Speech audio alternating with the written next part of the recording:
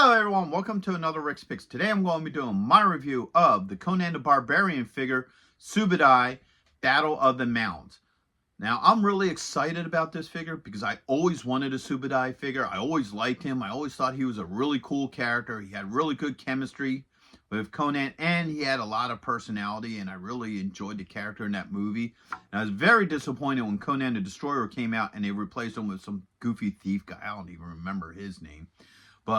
And as far as I'm aware, this is his first figure, so that's even better. So with that being said, what we're going to be doing in this video is we're going to take a look at him in box, and we're going to take a look at the figure and his accessories, and then I'm going to give you my thoughts on him. And just remember, if you do like this video, go ahead and check out my Conan playlist and hit that like, share, and subscribe. So without any further ado, let's get to the review.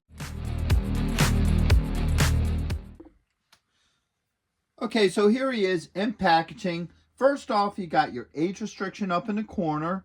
You got the Super 7 logo here. You have an open window so you can see the figure and all his accessories. You have the Conan the Barbarian logo there, and then you have his name underneath. On the sides, there's not much to the sides. And then over here, it has what he is, the archer, and then it tells you a little bit about the character. Alright, nothing really on that side. Alright, look at the top. You got your ultimates there. And then underneath you got your legal and SKU. So, with all that being said, let's open him up and see what he's about. So here he is out of packaging. So far he's a pretty good looking figure. I'm liking his overall look. So let's start off with the rotation. Alright, so you have this side here. You got the back. You have this side. And we're back around to the front. So now that we've done that, let's start taking a look at some of his details up close. So first off, I do like the head sculpt. I think the head sculpt looks really nice on this figure. Alright, and the helmet design. I like that overall design. I like how they did the chainmail on his armor. And even these little spikes. And how you have the fur tuft here. They did like a little bit of a wash on it to give it a little bit more character. And even the studded, armor here as well. You swing around to the back. You can see a little bit more of that chainmail and what have you. So I feel like they did some really good detailing on this figure. So now let's start looking at his points of articulation. So the head does move. There it goes. You got a shoulder joint. Alright, get that up. That might be a little hard to get up because of how his armor is designed. Alright, you do got a swivel there. You have an elbow joint and a wrist joint. Alright, let's get this other arm up. Now, it looks like the way how this armor is designed, it may make his arms, there it goes, a little bit hard to get up. But once they're up, they're kind of up. But if you look, they kind of slant backwards. They don't come straight up. They just kind of have a slant to them. And like I said, I think that just has to do with the armor and the design of the character. So that's something to take note. He does have a torso joint. Alright. Spin him around this way. He does have a thigh joint. A knee joint. Has a swivel at the top of the boot. Alright. Then he also has an ankle joint. So everything right now moves pretty smoothly on this figure.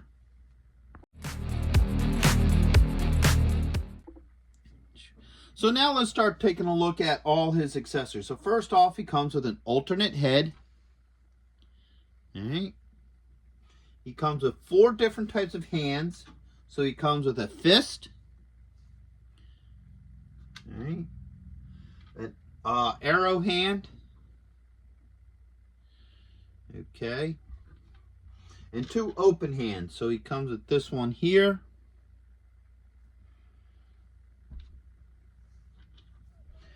and this one.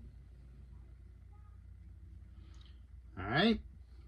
Comes with a bunch of different weapons. So first off, he comes with an arrow. And to go with this arrow, he has his bow. And I really like the design of this bow. This bow looks really nice, and they do use a real cord for it. Alright, so that's not just a piece of plastic. They actually use cord for that, and I really like that attention to detail. He comes with a spear. Alright. He comes with his iconic sword. And last but not least, he comes with a scabbard for his sword. So let's start taking a look how all these things fit with him. First off, we're going to start with the weapons. Alright. So we're going to start with the spear. Let's get this elbow into place. There we go. The spear should be fairly easy. Spears usually are. So it goes through there. Goes through here. Oops. Right. So as you see, no issues with the spear fitting into his hands. Alright. So let's get that out of there. Alright. Next we're going to do the sword.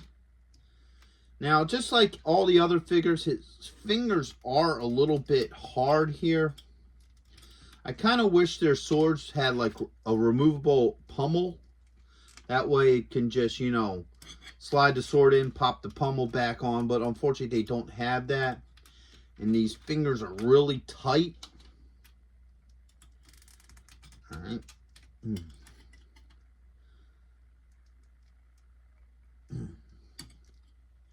Alright, yeah, that's gonna fight me. Oh, there it goes. Okay. Now, because his sword is a one-handed sword, we don't need to do the two-handed hold. Now, he has a spot on him for his scabbard. There it is. It's right here. So let's grab that. Okay, this is a weird design, actually. So this uses a T. Like most weapons will use just a single, you know, like a circle. But for some reason they went with a T design with this. I don't know why. And that makes it just a little bit harder to work that in there. Okay, so I was able to get the scabbard on him. I did it off screen just to make it a little bit easier and time efficient. What I wound up doing was taking a small screwdriver and just pushing into one corner, which allowed it to fit in the hole nicely. So with that being said, we got our sword. Put it in there. Fits in there nicely. No issues. This can move around a little bit in there. So now we're gearing up to do the bow. And the only hand I can think of that can hold the bow here is probably one of his open hands. So I pulled out the good old hot water. And we're going to see if that hand will work with it. Because this hand does not work with it. It sits loose. And this hand looks like it's designed to hold an arrow. So let's get one of these hands out of here. I know that's going to be really hot. So, ooh, that is hot. So now, because it's soaked in the hot water, the fingers are nice and open. And I can get that on there very easily now. Now, it kind of stinks that you have to heat up the parts so you can hold things. Alright. So now that hand fits in there nicely. All I have to do is just pop that in there just like that. So now you have him holding the bow. Alright, so next you got your arrow here. You got a piece here for it. And it does actually have a knock on it. Oh, shoot. You know what? Hold up. Pull it off of there. Get the bowstring action on the inside. Alright. So it can't actually knock on there, which is really nice. So now, let's see if we can get him to hold this arrow.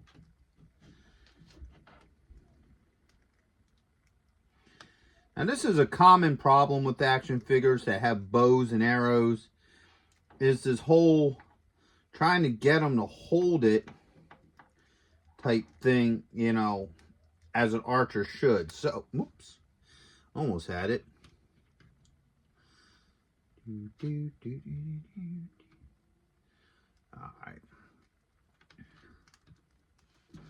So if I could get that right in between those two fingers.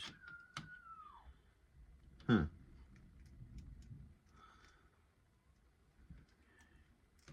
Come on. You can do it. Ah, shoot. That just came out of his hand. All right, hold up. So this is coming a little bit of a pain here. Getting this arrow into his hand, and now his hand probably cooled off here. There it goes. Okay, it fits nicely. So,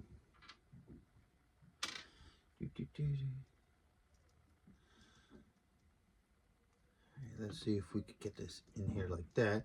See, that's how the arrow is supposed to fit in there. All right. Get that in there like that. Oh, okay. Got him to shoot it. Well, one thing you can do, if you want, you can have him hold it like this.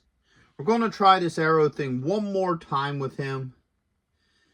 All right. Should be this way.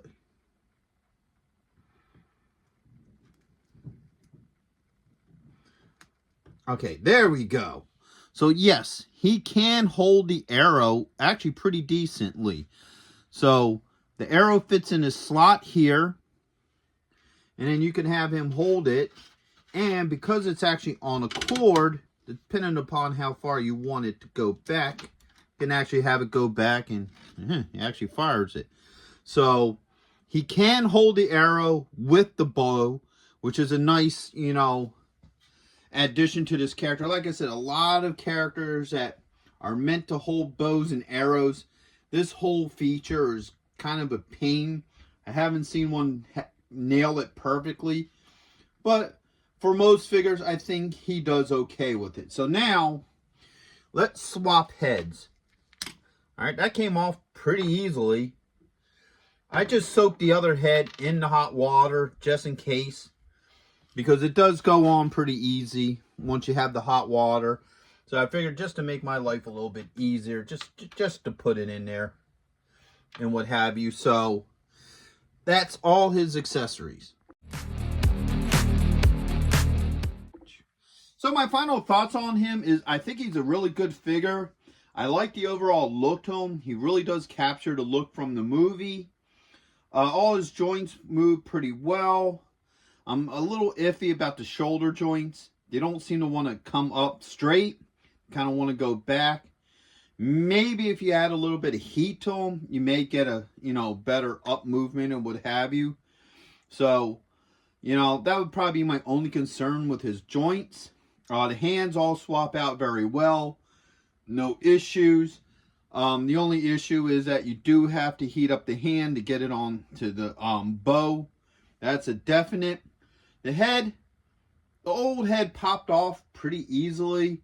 You may or may not have to use heat on the head. I did just because I just happened to have the hot water sitting here and it just made my life a little bit easier. The scabbard is a little bit of a pain to get into place, but once it's in place, you know, there's no issues with it. So overall, once again, I think he's a great figure. I think he'll look great with the rest of your Conan collectibles and what have you. So with that being said, I hope you all did like this review. If you did, go ahead and check out my Conan playlist and hit that like, share, and subscribe. They're all small clicks for you, but it really helps this channel grow. So until the next one, late.